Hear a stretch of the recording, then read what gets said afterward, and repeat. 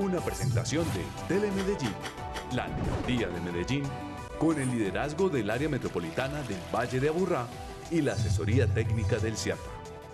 7:24 de la mañana damos inicio a esta emisión de Clima 24/7 con una información que nos llega desde Japón, donde a las 2:47 de la tarde hora local conmemoraron la tragedia del tsunami en ese país que se dio el 11 de marzo del año 2011. Esta destruyó cerca de 400.000 viviendas y otros edificios en la costa noreste del país, en donde 2 años después, cerca de 315.000 personas aún permanecen en viviendas temporales. El tsunami además generó cerca de 27.6 millones de toneladas de escombros en las 3 provincias más afectadas, restos de casas, edificios o automóviles que el gobierno espera retirar completamente para marzo del año próximo.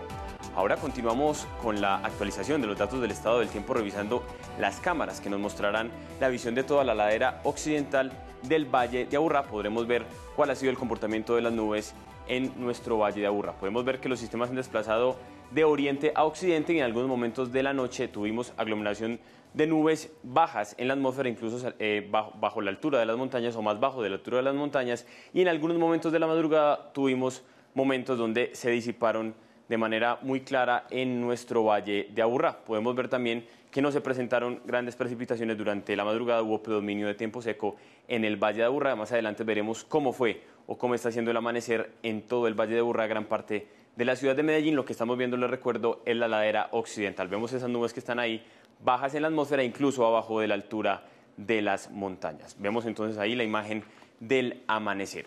Ahora vamos a revisar las temperaturas en la extensión del Valle de Aburrá gracias al CIATA y a la información que nos entregan desde los aeropuertos. En Itagüí tenemos una temperatura de 18 grados centígrados, nos acercamos al centro del Valle de Aburrá, Jardín Botánico 21 grados centígrados, 20 grados en el centro, Universidad Nacional y Estadio, lo mismo que en el aeropuerto Olaya Herrera. Vamos hacia el norte, en el municipio de Barbosa, donde se reporta una temperatura de 18 grados centígrados. Vamos al oriente antioqueño, donde en el aeropuerto José María Córdoba se reporta una temperatura de 13 grados centígrados y en Piedras Blancas también 13 grados centígrados. Vamos a revisar la actividad atmosférica gracias a la visión infrarroja del satélite GOES, que nos mostrará que tenemos predominio de sistemas de baja altura sobre gran parte del país, pero vemos que también en gran parte del territorio el satélite no alcanza a captar nubosidad representativa para su espectro infrarrojo, que es lo que vemos en las zonas que vemos que no se presentan nubosidades de ningún color. Pero vemos que acá en el sur del departamento del Chocó se ha ido desarrollando aproximadamente desde las 4 de la mañana un sistema de mediana altura que se ha ido extendiendo. Hagamos el acercamiento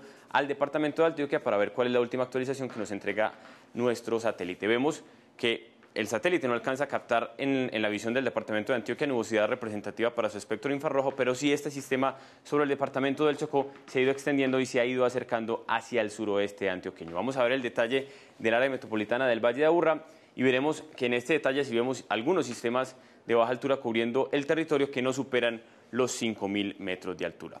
Por eso, el pronóstico que nos entrega el CIATA para estas primeras horas de la mañana es de cielo ligeramente nublado con una probabilidad inferior al 30% de que se presenten precipitaciones.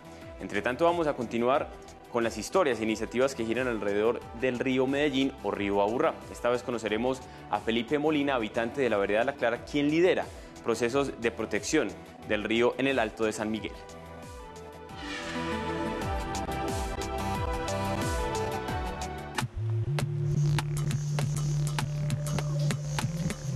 El río Medellín tiene 100 kilómetros desde su nacimiento hasta donde desemboca en el río Porce, pues donde ya comienza a tomar río Porce. De esos 100 kilómetros, solamente 5, que son los que comprende el Alto de San Miguel, están limpios.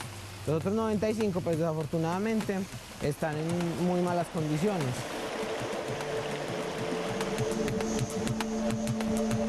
La parte de educación ambiental es el factor fundamental que hacemos acá en el Alto. Entonces hacemos varias estrategias educativas con las comunidades asentadas y con los visitantes de todo el Valle de Aburrá, los cuales son recorridos pedagógicos hasta el nacimiento del río Medellín, sensibilizaciones a grupos de instituciones educativas, mesas ambientales. Siento gratitud, pues uno, porque igual me ha brindado los 25 años que llevo acá viviendo en La Clara, me ha dejado disfrutar lo limpio, tomar de sus aguas cristalinas, disfrutar del paisaje que nos brinda. Ha tenido un cambio drástico. igual, por ejemplo, antes el caudal era mucho más grande, el agua sigue siendo pues muy cristalina, pero sí mucho más poca. Antes el río alcanzaba más o menos todo el lecho, o sea, era muy grande, entonces sacaban la madera en balsas hasta la estación Maderas, por eso se llama, pero toma ese nombre de Maderas.